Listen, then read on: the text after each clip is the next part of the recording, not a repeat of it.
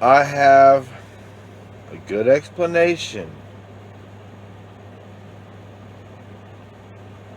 for that severe hatred, almost to the point of being an obsession towards that police officer who did what he did to me on the side of the road a few days ago. Because again, I drove around my dirt road yesterday just to get out and ride it and do something different and just sit here in my my little my decent sized man cave, my home, and just sit here and again go right back to the only thing I can do when I'm like this without medication and now without transportation is just obsess on my condition and how to find a way to get correct treatment. I should be able to do it on my own. Should be able to go to a store, go buy the medication, and take care of it. Nope. Nope, nope, nope. And you keep saying, why do you keep talking about medication? Why don't you just fix yourself, Josh? What's all in your head?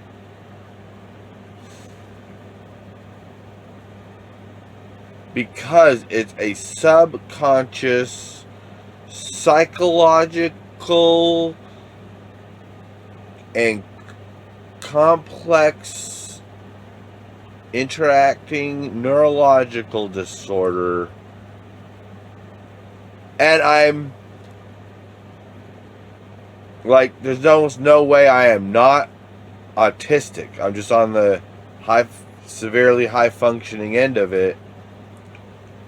But again, I brought it up a long time ago, and I've even been to a few, I say a few, I think only just really one or two Spectrum houses, and been turned down. I think the first time, it might have been like a referral or something, to be honest with you. But the cost, out-of-pocket cost, this was, I think, before I was on Medicare, Medicaid. And even then, if I would have been, and I am now, that place may not have accepted it. But I couldn't afford it. Even working 45 hours a week, eventually to the point of causing seizures, generalized seizures while I'm at work, and a couple of them while I was driving. I took out my driver's license away. At that point, I was living cost effectively about 20 miles away where I'm living now on my folks' property. And I had just invested $14,000 into an RV, a nice big, well, it wasn't really nice, it needed some work, but a 28-foot Honey RV with a Chevy 454, 3-speed automatic, and all decked out. Big old 2-cylinder, Onan generator, nice rig. But I couldn't afford that. Even if I wasn't paying for that, making payments on that RV. Can you imagine that? Losing your driver's license while you're still making payments on a $14,000 vehicle while you're in the just barely over $12,000 bracket, but not over the $14,000 bracket for yearly income, and you're working 45 hours a week and going to mow yards on the weekend once in a while, but then you have a seizure, you wreck your vehicle. You lose your driver's license as well, so my backup vehicle, there goes that investment, because I'll never resell it for what I bought it for and put into it. And again, the life change too, plus the extra cost now of still paying out this RV and now having to move into town. And at that point, I think I was finishing up payments on the RV because I just decided to keep driving that Cadillac in that brown truck back and forth, just kind of saying, fuck the people right now. They've left me in this helpless position. Their life is in danger because of them. That's a way to justify it, especially now at this point, looking back. Back then, I still had guilt and shame and all that. Now, I really think I'm, again, so excellent at cost risk analysis that I continue to drive that car to a point when I decided, then it was like, okay, now I'll accept the fact that I having seizures, disability will eventually be on its way, or suicide. That was it. I ain't living homeless after what I've been through and working 45 hours of work a week just to wreck my primary vehicle that I've invested my life into and loved the hell out of it and used as a catalyst for existence. Remember, I'm autistic. I didn't want to change the whole time either. So, the second spectrum house I've been to, was it this year? With all this gathering up to this video presentation we've been watching up to this point, and will continue as soon as I jump back in with all these edits. I love it though. The second spectrum house, they say due to the COVID-19, and they don't accept insurance, but I was like, at this point, look, I'm willing to be homeless and take $1,200 a month and hand it to you and go to soup kitchen every day, especially since I had the electric bicycle, you know, without legal fear. At that point, I can use that as a catalyst to make a few dollars and then run and get food and equipment and, you know, and lock stuff up too. Oh, and again, this officer just whoop, make another change like you did back when you started having a seizure, Christian, because I hate you, because you're a child abuse victim. All right, so the second semester also denied me even if I offered him cash. And they didn't take the insurance anyway. And that's the only local spectrum house I know of. And that's what I really need to be if I ever want to get this VEEG to undeniably prove that my psychogenic seizures are real, folks. See what I'm getting at when I say that I am denied access no matter how much I try. And if I was helpless instead of the opposite of helpless, I'd just be in a loony bin and they'd be handing me all kinds of medication. Guys, just let me have some benzodiazepine and have access to a spectrum house, please. I'm begging you. Anyway, back to the spectrum, wherever I was before I had to stop, because the fact that they denied me to go to that spectrum house is denying me to get to that VEEG, which is denying me confirmation of my psychogenic non-epileptic seizures, which is denying me access to victimhood of child abuse, which is denying me access to the psychiatry I need to get the prescription I need to be legal to go down and affordably go down to the store and safely and effectively turn my life around correctly the right way by just simply taking a fucking pill and having access to another pill. And again, benzodiazepine as a primary and a quetiapine as a secondary, and I might even try other in that category medications as long as I've taken that benzodiazepine. But if I'm not taking that benzodiazepine, unless I'm just burned out and desperate for some it's not even relief, just for my body to stop moving for a little while and wake up sweating and pissing myself, I'll take the quetiapine once in a great while. But I need the benzodiazepine, and I might not even need quetiapine at all if I just had benzodiazepine. So, back to Spectrum House again. Come on, Joshua. Stop impulsing of your obsession. Or do, and we'll talk about GAD and AD and all that at the end. Let's make this even longer. Cool. And been like, look, I'm lacking the official diagnosis, but my IQ's, into the genius category for real. But I struggle with, daily functioning, struggle with the relationship, struggle with employment, struggle with seeing things the same way other people see things, and it takes a huge amount of excessive energy to socially interact well, and I still struggle even with all that energy put into it. I spent hours rehearsing and, going over my old social interactions to try to memorize a better way to do it in the future. And I spent most of my life doing that so that I could be an outsidely, normally social person. But inside, of course, I'm wired differently. There's no way. And again, because I've been nothing else to do now, and I've been burning up my categories of interest because just 1 or 2 hours of sleep, if even. I did take a quetiapine last night, fumarate, the Seroquel, to try to just take a break from, trying to smoke this down or to try to get down. So I just went ahead and took the pill. But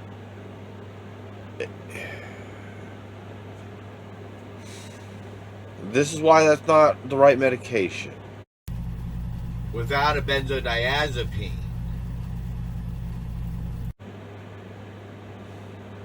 it does give me an extra hour or 2, sometimes 3, of uninterrupted sleep or unconsciousness. I don't know if I call it sleep, because I'm finding more often than not that when I'm waking up from that, I'm drenched in sweat, even if my air conditioner's running on me. And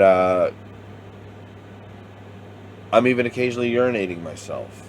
Waking up, having to clean up the mess and change my underwear and stuff, just... The other thing I noticed when I use quetiapine is even after, 3 to 5 hours of sleep, on the higher side, and 2 to 3 hours on the low side of its effectiveness, I notice when I wake up I'm really groggy, like almost half functioning, and a lot of times, like I'll need to get up to use the bathroom or something, or I'll be like, man, okay, I'm up, it's time to start the day, but I'll be just like very impaired and very just, man, it's gonna be such a fucking fight against fatigue feeling. That's it, fatigue feeling. To just get up and turn the TV on or something. But I'm bored, I want to do it, but I'm just so depleted, feeling lethargic. And that's again why I'm saying that I need the benzodiazepine like they tell me to take the quetiapine, and I need to take the quetiapine like they tell me I need to take the benzodiazepine. Just, so let's get back. Those are all symptoms of something in that, again, the anxiety hyperactivity category. And again, coupling that with this very likely existent dopamine, receptor and projector deficiencies. Okay, now, a neurological condition that has become a psychological trouble, problem, symptom, situation, complex, deficiency, disorder, whatever, is that dopamine deficiency. That's a neurological disorder. There's something deficient between the receptors and, the neurons that release the dopamine. One of them is deficient, or something similar. That is a result of being injected with drugs as a child, especially as frequently as it was done to me. My dopamine system adapted to that, and it has now been burned out for most of my life. So that is a neurological disorder that was caused while I was developing by that child abuse. That's what they call the developmental disorder. It's no wonder I can have any fun at all. Coupled with the child abuse.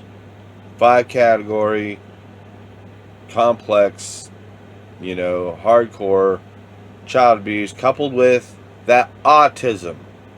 Okay? And a possibility, very small possibility, I'm even epileptic as well, which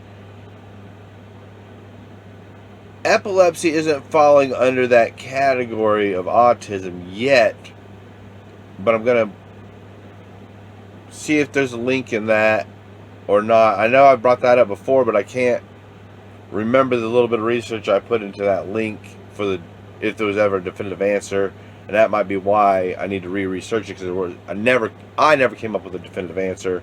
And really, when it comes to what's going on with me and reality and science, biology and neurology and psychology and which turns into psychiatry and chemical imbalances and emotional disorders and personality problems and complexes. It's all complex post-traumatic stress disorder with autism. Okay, so complex post-traumatic stress disorder is psychological, and the ADHD is neurological as a result of the psychological anxiety being extreme and chronic because of the child abuse.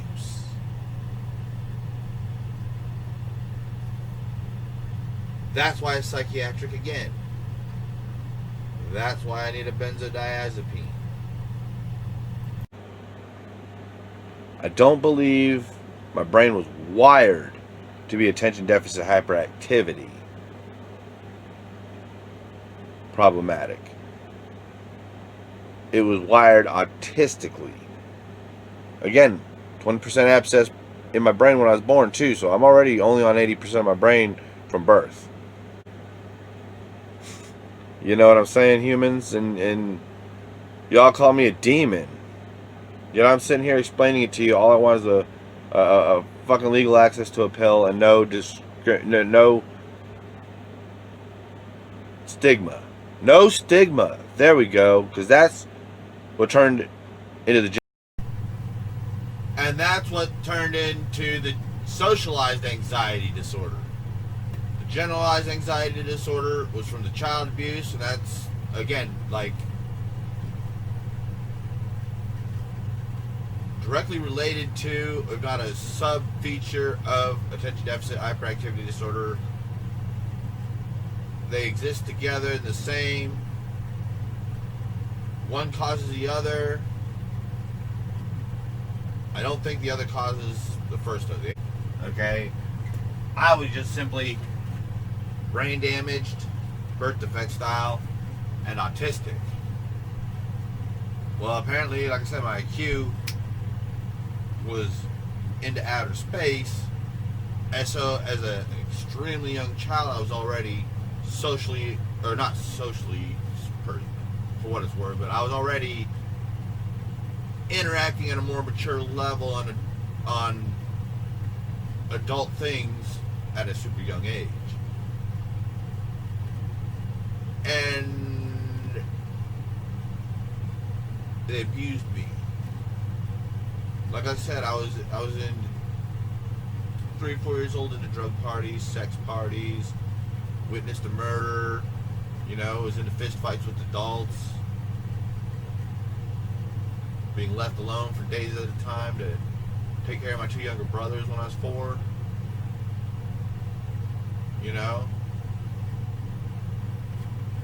And mentally and emotionally handled abusively, like an adult. Not accepting the fact that I'm an autistic child. Like I said, thank God I was saved right before the age of 5. Oh my goodness. By foster care. Or child protective services or whatever. Thank goodness. Thank goodness. Thank God. Thank God. And thank God it turned out right. I ended up in a nuclear family with a conservative Christian parents that wanted to adopt me no matter what. And had training in psychology. You know, they were actually,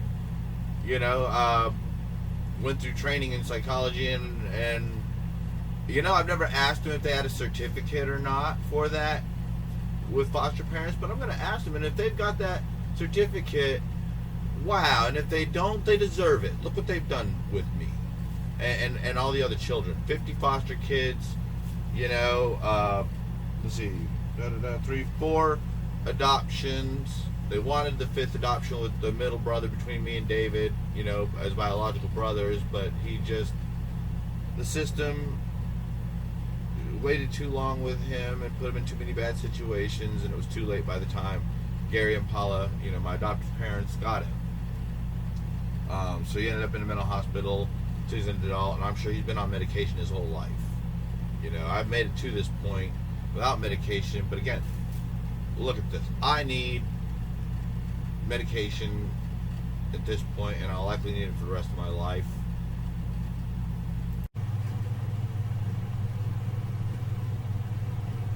Seriously.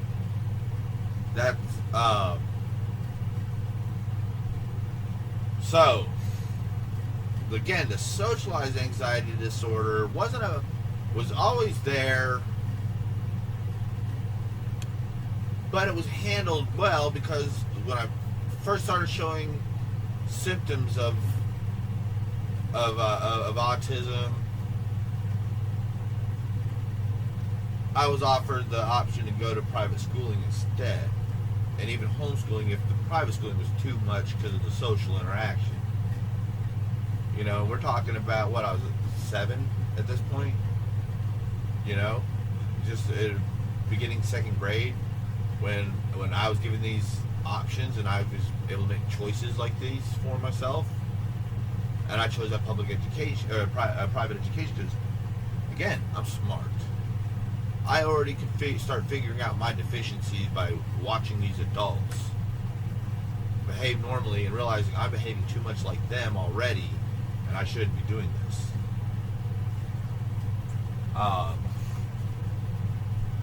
So, like I said, the saving grace was adoption. It really was. Because that helped set into repair the abandonment issues I was always going to be having a severely difficult time with in my life. Why the emotions are so intense and so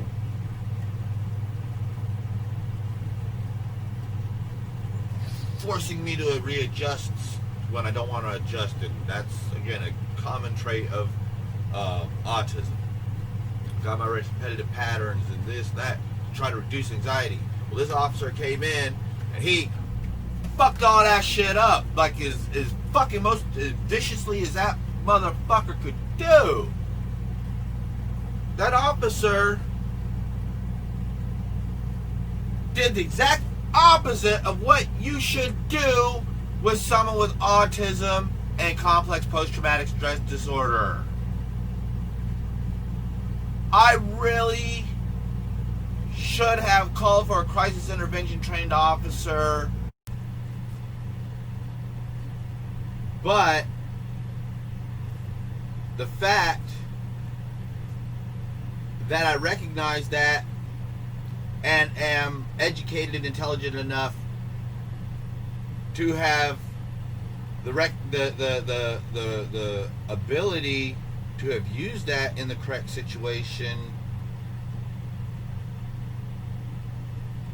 would be non-existent if it wasn't for the fact that I could handle it all on my own and didn't need that crisis intervention trained officer at that moment. But I really need that crisis intervention trained officer now. But if I wasn't on this level, like most people with child abuse problems, especially when they're autistic, and they go a lot of times go hand in hand, because the parents with autistic children that aren't prepared to be parents, which most of them aren't nowadays, they really treat these children even worse than they would children that at least was wired normally and had their complete brains. So that option is non-existent for the people who don't know it exists, which are the people who really need it the most. I'm the one who needs it the least on the spot, but I need it the most now. What a backwards way with the crisis intervention trained officer. Other reason why it didn't pop into my head on the scene, because I was handling it well at the moment, because that's all I do is sit there and train and prepare for this kind of stuff all day, every day when I got nothing else to do, which is a lot of time. Last time I called for one, I was tackled to the ground violently, my iPad broken, my bike damaged, and of course physical injuries. That was over there at that Six Brothers incident. You know, when I was telling the officer, hey, look, something's not right here. Please calm down and, you know, get a crisis intervention trained officer out now. I can't communicate with you anymore. Please, just do this for me. And next thing I know, 4 officers are fucking manhandling me on the ground and shoving me into a car, and I'm just locking up at this point. I'm just freaking out, locking up, and they call that resisting arrest without violence. Technically, yeah, but if you understand what led to it, no. But and that's kind of fucked up, because I was mature enough and strong enough to handle that situation in that instant, but you saw me break down and flip out and shit. That came at a price, a big price. It took me days. It's taken me days to get over to calm down off of this. And again, without the ability to go anywhere and do anything, I've had nothing but to sit here being bored, struggling with this. And as you'll see a little later in this edited video, I'm still not over it. I'm still not over it. I still, as you see later on in this video, just emotionally overwhelmed and devastated by this. I still haven't got over it, because I can't stop thinking about it. I can't stop feeling about it. I can't stop. And I'm going to probably end up doing this all the way until that court date. And like I said, and we'll see which side the judge is on. You know, right or wrong, God or Satan, evil or even wicked, you know, or, you know, noble and holy. Just now you see why I hate this officer so much, and he has just completely destroyed the reputation of all police agencies in my mind now. And again, because I've been damaged beyond repair, and the stigma has just pushed me to the point of suicidality. Like, either that, I'm gonna either kill that motherfucker, or he's gonna kill me. Even though I know that's crazy, my emotions still say, fucker deserves to die. And I deserve to live. In fact, I deserve to be, I wouldn't say worshipped, but that's inaccurate. More like rewarded. But at least protected. At least given the opportunity to have my fucking heaven on earth vacation, because I've more than well earned it. And you know what I would do with that? I would make sure that all the happiness that I would receive out of that, I'd reciprocate and hand it over to the other people that have come from my situations that are being treated the way I continue to get treated.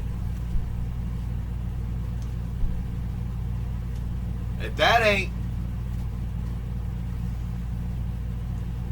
a good personality, good intentions, righteousness, maturity, responsibility, empathy, and everything else that is almost impossible for people in my situation to accomplish, especially without medication.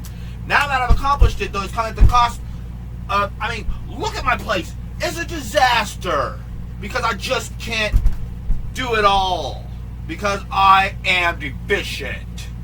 I am, and again, I could start on that road to survivor instead of victim if they could just give me goddamn legal access to medication, particularly benzodiazepine.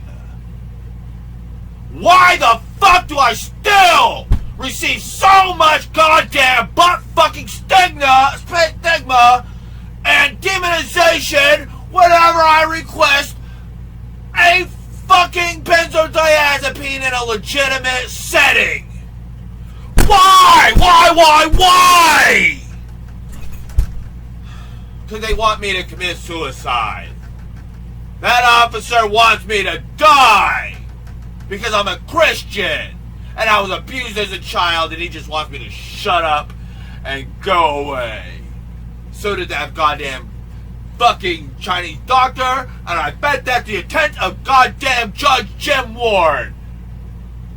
He probably knew exactly what he was doing when he was pretending I was my brother, hoping that I would go ahead and find a way to kill myself, because then he wouldn't be able to be blamed for it. Wrong. This fucking YouTube shit keeps him in a fucking more responsibility than ever if I kill myself.